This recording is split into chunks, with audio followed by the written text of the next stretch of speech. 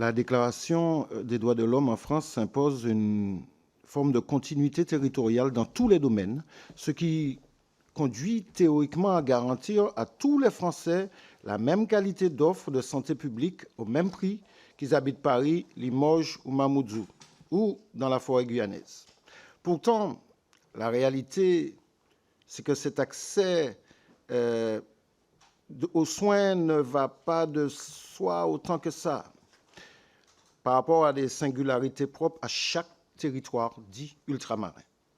En effet, nous avons des contraintes dites structurelles, éloignement, insularité, exiguïté des marchés intérieurs, auxquelles s'ajoutent des réalités culturelles propres à chaque territoire, de même qu'un mal développement chronique historique, lié notamment à des modèles socio-économiques issus d'une histoire coloniale génératrice de chômage, de précarité et d'extrême pauvreté.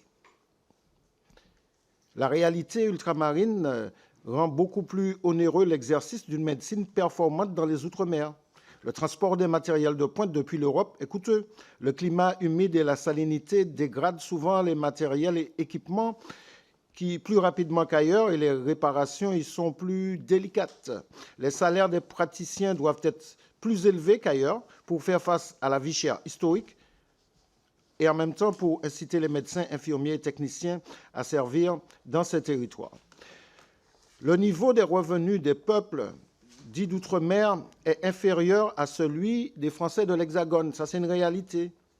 Le rapport de la commission d'enquête sur la vie chère dans les Outre-mer fait état d'un niveau de vie médian qui partage la population en deux parties égales.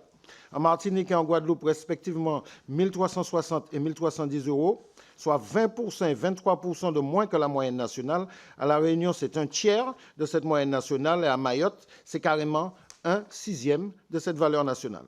Donc ces niveaux de précarité et de pauvreté ont des répercussions sur l'activité médicale des patients qui se retrouvent en situation de précarité, d'exclusion sociale et qui tardent à recourir aux soins et développent des pathologies plus graves lorsqu'ils ne renoncent pas carrément à recourir à ces soins. Et dans ces circonstances structurelles et conjoncturelles, des mesures financières d'adaptation ont dû être prises pour couvrir le financement des établissements de santé dans nos territoires. En particulier, des dotations globales attribuées annuellement et remplacées en 2004 par une tarification basée sur le nombre d'actes réalisés.